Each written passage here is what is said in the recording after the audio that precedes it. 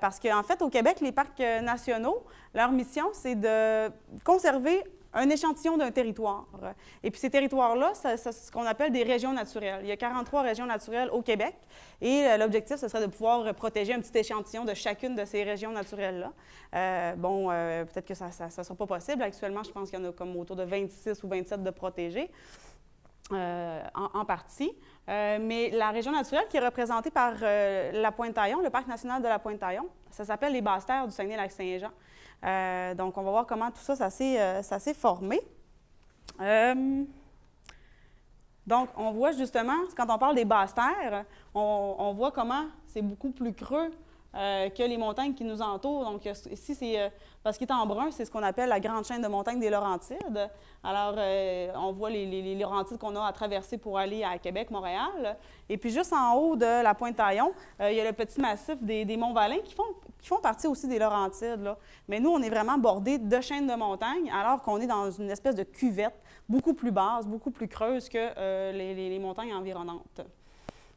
Et quand on regarde le territoire de la Pointe-Taillon, comme je vous disais, c'est un échantillon de ces basses-terres-là. Alors, c'est très représentatif aussi des basses-terres parce qu'on a un territoire qui est plat. On a d'ailleurs beaucoup de milieux humides du fait que le territoire est plat, est bas et plat. Alors, on a une trentaine d'étangs à castors sur tout le tour de la Pointe-Taillon, là où on retrouve une bande de forêt aussi qui entoure cette bande de forêt qui autrefois était défrichée, mais qui maintenant s'est reboisée, un peu grâce à M. Gevrette, mais aussi de façon naturelle du côté du lac. Et donc, tout ce qui est en vert foncé, c'est plus des zones de forêt. On parle de forêt mixte, un mélange de feuillus, de conifères. Ça, c'est typique des basses-terres du Saguenay-Lac-Saint-Jean. Alors que si on va dans les montagnes autour, c'est plus de la forêt boréale. Donc, des épinettes, température plus froide. Nous, on va avoir un climat un peu plus tempéré, plus humide, qui favorise un autre type de végétation. Et tout ce qui est en vert pâle sur la Pointe-Taillon, c'est de la tourbière. Donc, plus que la moitié du territoire est recouvert de tourbière. Tout à l'heure, Mme Hudon parlait de la savane, la tourbière qui n'était pas cultivable à l'époque. Ça fait au-dessus de 2700 ans que cette tourbière-là, elle est là. On va voir aussi comment elle s'est installée là. Mais ça aussi, c'est typique des basses-terres. Comme je le disais tout à l'heure, comme le territoire est bas, il est proche du niveau de l'eau. Donc, c'est ce qui explique un petit peu tous les milieux humides qu'on retrouve ici dans la région, mais qui est très prolifique au niveau de la faune et de la flore.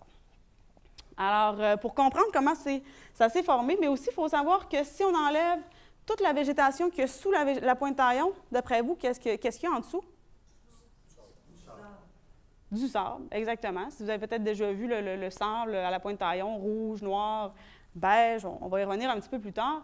Mais comment ce sable-là est arrivé jusque-là, jusqu'ici?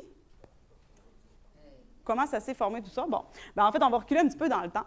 Quand même un petit peu pas mal, là. Oui, ça a rapport avec les courants, avec l'eau. Oui, effectivement. Mais quand même, on peut reculer quand même assez loin dans le temps pour bien comprendre comment tout ça c'est arrivé, là. On parle que la formation, la Terre se serait formée il y a 4,6 milliards d'années. Ensuite, il y a eu la formation de la région, la province du Supérieur, qui est comme plus la partie ouest du Québec, qui a vers 2,5 milliards d'années. Ça, le Supérieur, c'est là où on retrouve les plus vieilles roches du monde. Donc, on parle aussi beaucoup des mines d'or, de cuivre, de zinc. Donc, c'est vraiment les minéraux plus de base qu'on va retrouver dans ce type de formation rocheuse-là. Alors que la province qui nous intéresse, nous, c'est davantage la formation de la province de Grenville. Donc, là où on est situé, quand on parle des Laurentides, c'est en fait, ça fait partie de la province de Grenville. Ce sont les plus vieilles chaînes de montagnes au monde.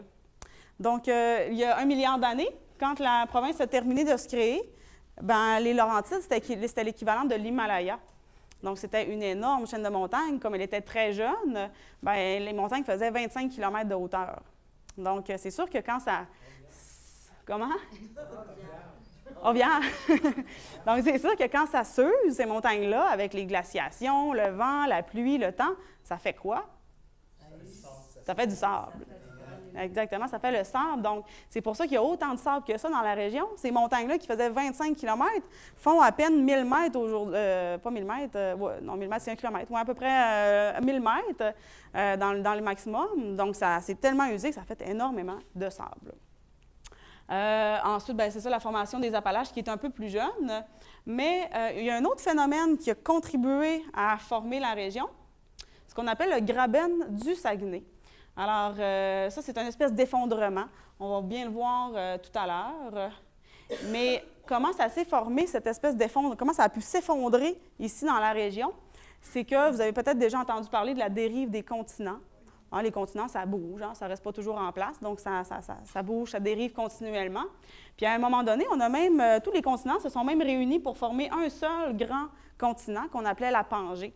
Mais comme ça bougeait beaucoup, ces continents-là, ça a créé des tensions dans la croûte terrestre. Ça tire de tous les côtés. Alors, on va voir tout à l'heure qu'est-ce que ça va faire, ces tiraillements-là. Juste avant, par contre, je vais vous montrer qu'à un moment donné, étant donné qu'on a des preuves du fait qu'on a déjà été ailleurs dans le monde, on n'a pas toujours été une région très nordique. Vous voyez, le Québec est juste là. Ça, c'est l'équateur. Donc, il y a 500 millions d'années, on se trouvait sous une mer chaude dans les tropiques, en dessous de l'équateur. Ça n'aurait pas pu rester là? Ça aurait été le fun! Ça aurait été le fun. Mais quand on parle, entre autres, des calcaires de Trenton, je ne sais pas s'il y en a qui ont déjà entendu parler de ça, il y a plusieurs endroits, dont à Chambord, ici, qu'il y a des calcaires très, très anciens, qui datent de 500 millions d'années, dans lesquels on va retrouver des fossiles d'animaux tropicaux. Comment ça fait qu'on retrouve des animaux tropicaux dans nos roches? C'est à cause de cette dérive des continents-là qu'à un moment donné, on était complètement ailleurs sur le globe. Alors, ça a formé les formations le calcaire. Donc, le calcaire, c'est vraiment des sédiments qui vont s'agglomérer sous les mers, donc ce qui va former ces calcaires-là. Alors, justement, les continents dérivent. Et à ce moment-là, comme je vous disais, ça va faire des tensions dans la croûte terrestre et ça va créer un système de failles, un énorme système de failles ici dans la région. Toutes les lignes noires que vous voyez, c'est des cassures dans la croûte terrestre. Alors ça va affaiblir en quelque sorte la croûte terrestre. Et les deux principales failles, on les appelle la faille du lac Kenogami, donc qui suit le lac Kenogami qui est juste ici, qui est un lac de faille. Ça veut dire un lac qui est très profond, qui a été créé par une faille. Et la faille de la rivière Sainte-Marguerite, qui, comme on peut voir, sont presque parallèles. Ce qui fait en sorte que plus tard, quand les continents continuent de dériver, on a ça en accéléré un peu, ils vont atteindre leur emplacement actuel. Bien, ce système de failles-là va créer un effondrement. Ça va s'effondrer dans la région et c'est ce qu'on appelle un graben, le graben du Saguenay. Alors, autrefois, les Laurentides et les Monts-Valin étaient une seule et unique chaîne de montagnes. Comme il y a eu un effondrement, ça a créé une genre de cuvette qui a séparé ces chaînes de montagnes-là en deux, même si ça fait encore partie de la même chaîne de montagnes. On voit une coupe, donc ici, la ligne A.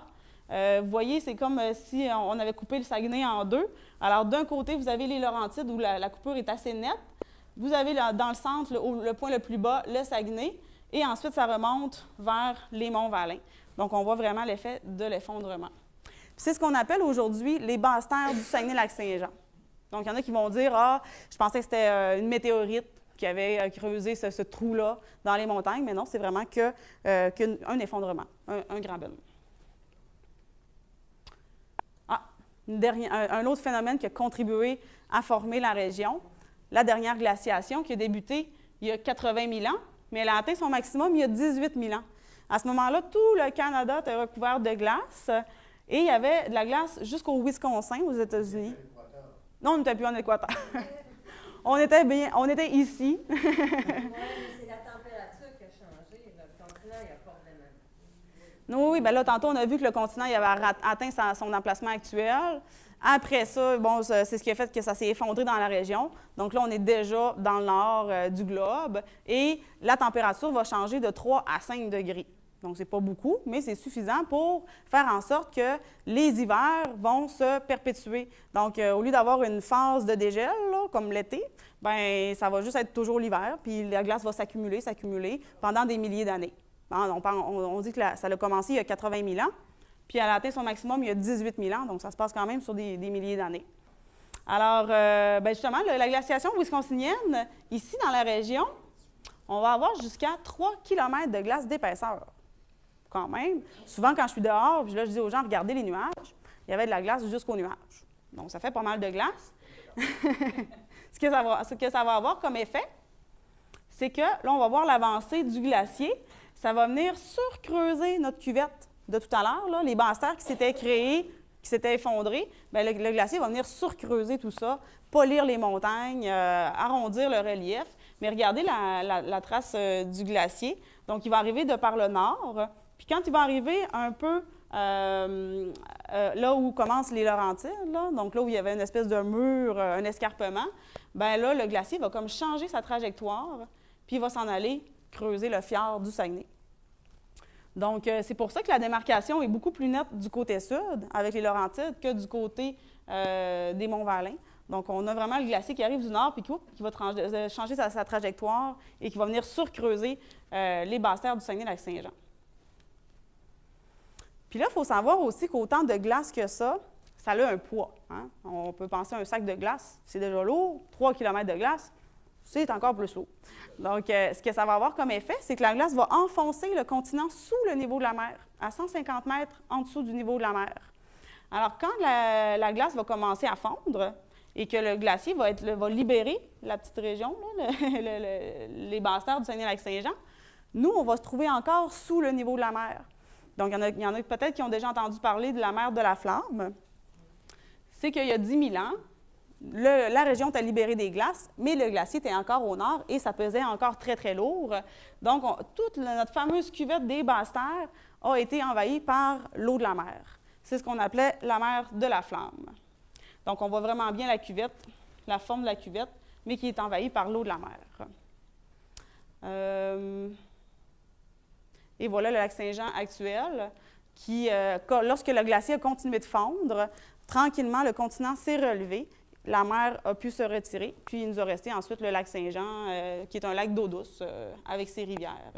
Au total, 21 rivières qui se jettent dans le lac Saint-Jean, quand même. Mais il y en a 3 principales qui vont amener 75 de l'eau du lac Saint-Jean, qui est la rivière Péribonka, la Mistassini et la Chouap-Mouchouane. Je crois que c'est ce qu'on voit dans la prochaine diapo. Ah non!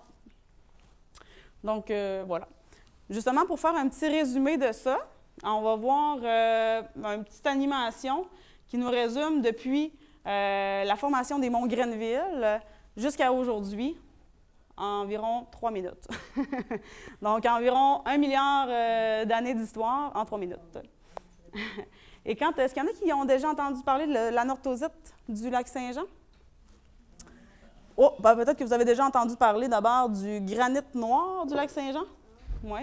Donc, l'anorthosite, c'est que nous, ici au nord-est de la région, ou dans le nord du Saguenay-Lac-Saint-Jean, on a un des plus gros massifs d'anorthosite au monde, qui est cette espèce de granit-là, mais ce n'est pas un vrai granit, étant donné qu'il n'y a pas suffisamment de quartz pour être un granit, mais on l'utilise ici comme le granit pour faire autant des pierres tombales que des comptoirs, que des églises. Alors, c'est cette espèce de massif-là qui autrefois se trouvait très loin sous la terre, mais on va voir que, comme les montagnes se sont érodées, à un moment donné, il va faire surface. Donc là, il y a de l'érosion. Tranquillement, les montagnes se soulèvent. L'anorthosite va être exposée à l'air ambiant. On est à l'époque de la mer Ordovicienne, donc on est dans l'équateur. Le calcaire se forme. La mer se retire parce que les continents continuent d'évoluer, de dériver. Les calcaires s'érodent en partie.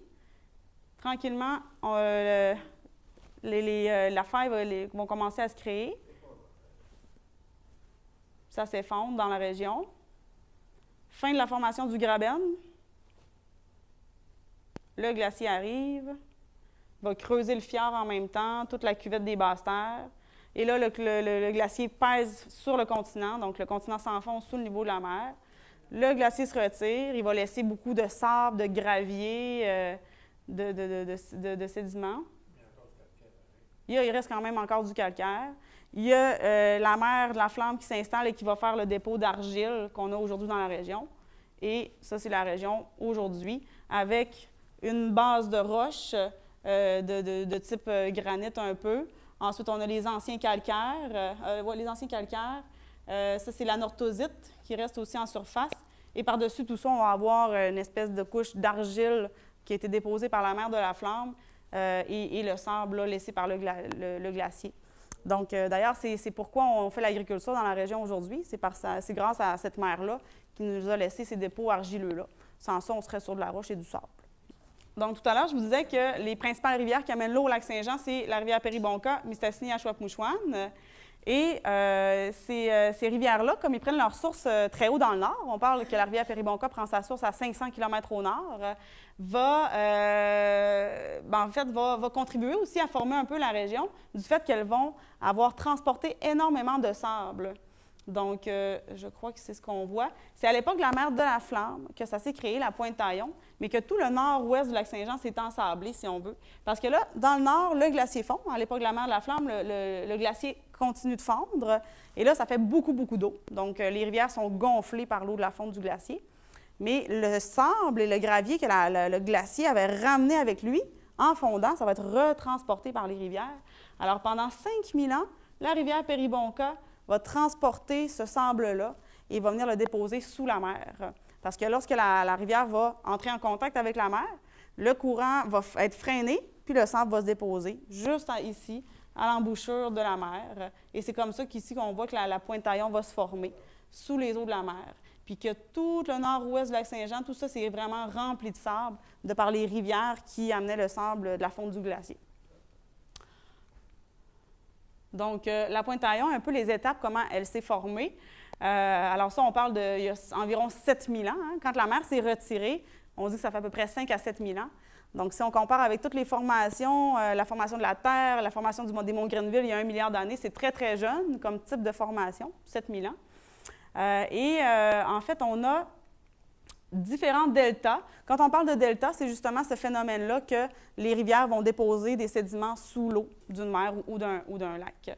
Donc, on aurait un premier delta digité qui se serait formé. On l'appelle le delta digité parce qu'il a un peu la forme d'une main, doigt digité. Donc, à un moment donné, la rivière Péribonka aurait passé juste ici, aurait déposé ces sédiments à cet endroit-là. Ensuite, on a le sous-delta lobère, qui serait une autre phase de la formation de la Pointe-Taillon. Et on termine avec le sous-delta terminal, lorsque la Pointe-Taillon a terminé de se former. Par contre, ça, c'est pas tout à fait validé. Il y aura une autre hypothèse qui serait qu'elle se serait plutôt faite un peu à l'inverse, donc que le sous-delta terminal aurait été fait en premier et que la rivière Péribonka aurait pu, à un moment donné, changer de trajectoire et faire en deuxième phase le sous-delta lobère et en dernière phase le sous-delta digité. Donc, mais d'une façon ou d'une autre, c'est des deltas qui se sont formés sous l'eau de la mer. C'est ça. Et j'en reviens au centre de la Pointe-Taillon. Vous avez peut-être déjà allé marcher sur les longues plages de la pointe. Vous avez remarqué le sable rouge, noir, beige. Est-ce que vous avez une idée pourquoi on retrouve ces couleurs-là dans le sable? Si on pense un petit peu à ce qu'on a vu tantôt, d'où vient le sable. Différents types de minéraux, de roches, qui autrefois se trouvaient dans les montagnes, dans les Laurentides. Donc, c'est les mêmes minéraux qu'on retrouve dans le sable de la Pointe-Taillon qu'on retrouve encore dans les Laurentides. Alors, vu au microscope, c'est comme des petites pierres précieuses parce qu'on peut quasiment dire qu'on a un sable précieux à la Pointe-Taillon. C'est le sable rouge, c'est du grenat, qui est une pierre semi-précieuse qu'on utilise pour faire des bijoux quand c'est des gros morceaux. Tout à l'heure, si vous voulez venir voir les sables, je les ai apportés aussi, là, vous pouvez les voir d'un petit peu plus près. Ensuite, la magnétite, qui est un oxyde de fer qu'on retrouve beaucoup justement dans le gros massif d'anorthosite, cette pierre noire-là, qu'on retrouve dans le nord du lac Saint-Jean. Et on l'appelle magnétite, je ne sais pas si la caméra va jusque-là, mais parce que c'est un sable qui est magnétique, donc vraiment avec l'aimant, là, c'est magnétique. Il y a un autre sable noir, un peu brun, qu'on appelle l'ilménite, qui, lui, n'est pas magnétique. Et dans le mélange de sable beige, on retrouve des quartz, des feldspaths, des pyroxènes. Et ce sont tous des minéraux qui ont des densités, des poids différents. Et là, sont placés du plus lourd au plus léger, ce qui fait que c'est la vague qui trie les minéraux et qui fait ces espèces d'agglomérations rouge, noir, beige qu'on voit sur la longueur des plages à la Pointe-Taillon.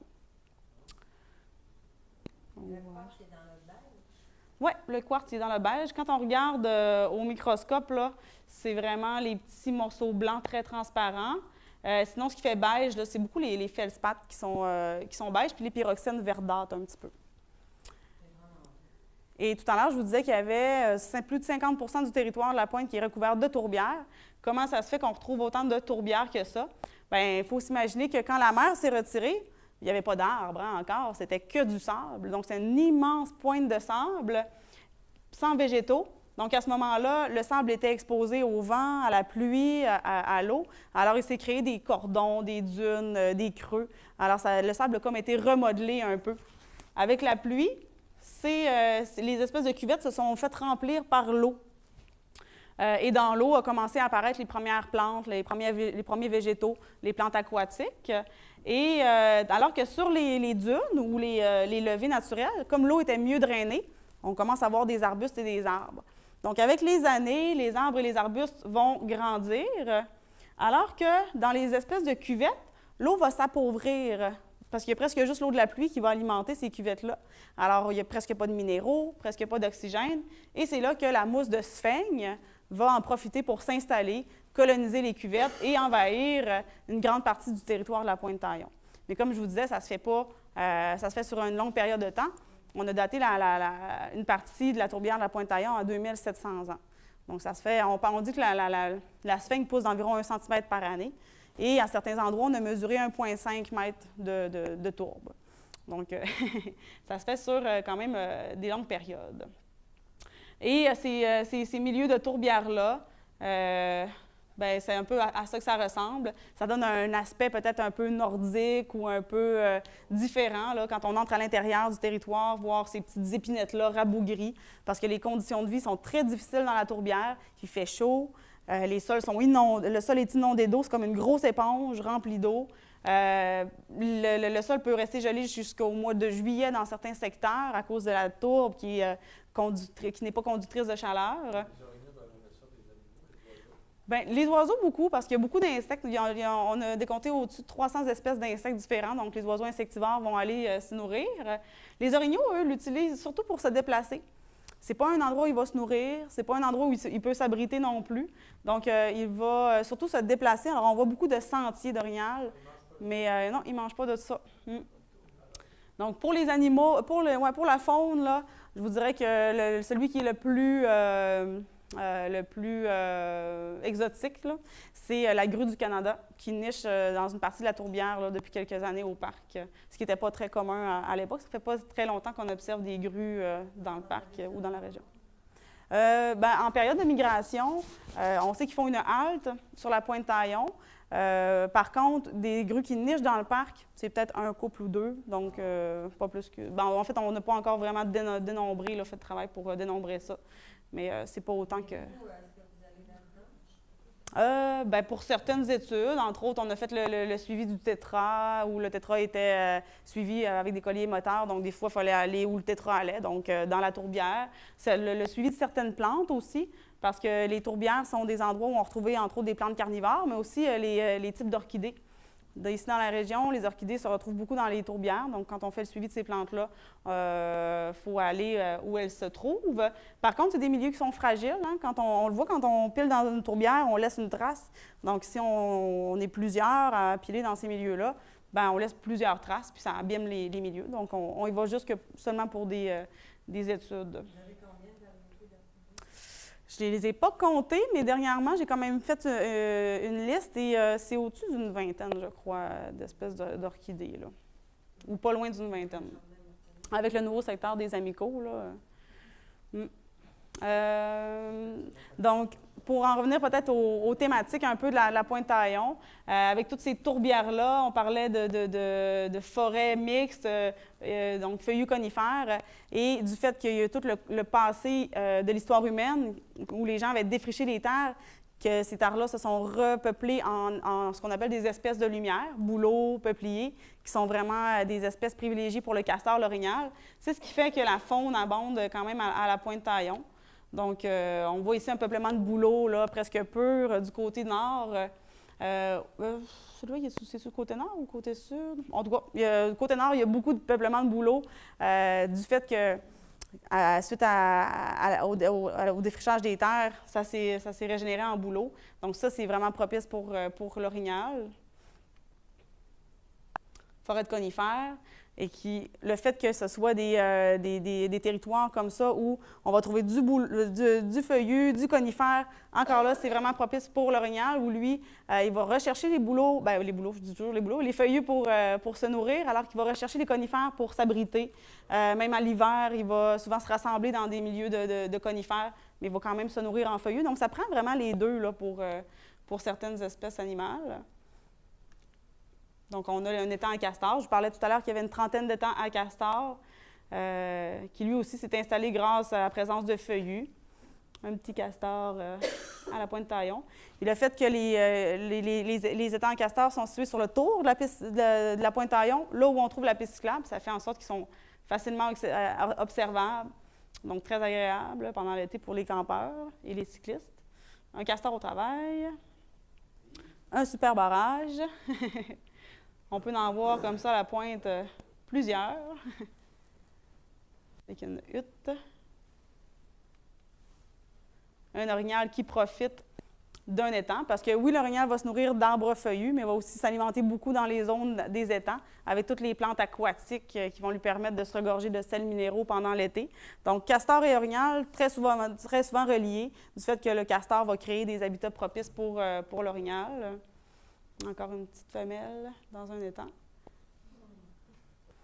D'ailleurs, je n'avais pas expliqué tout à l'heure pourquoi ça s'appelait Bienheureux Jeanne d'Arc, hein, la municipalité. T'as oublié ça. J'ai oublié ça. C'est ça. C'est que Jeanne d'Arc, qui est morte sur le bûcher, elle n'était pas encore déclarée sainte. Donc, on dirait qu'elle était bienheureuse avant d'être sainte. Donc, elle a été déclarée sainte en 1918, puis c'est en 1916 qu'ils ont fondé la municipalité de Bienheureux Jeanne d'Arc. Et voilà quelques spécimens qu'on peut observer à la Pointe-Taillon. Canard, tétras, le renard, le porc-épic, la grue dont je vous parlais tout à l'heure, donc la grue du Canada, très bel oiseau. Puis justement, je termine avec une petite diapositive des types il y a les plantes carnivores, là. En haut, c'est les plantes carnivores qu'on retrouve à la Pointe-Taillon. Il y a 3 types de plantes carnivores. Ça, c'est la feuille de la sarracénie là, qui se remplit d'eau pour capturer les insectes qui se noient à l'intérieur.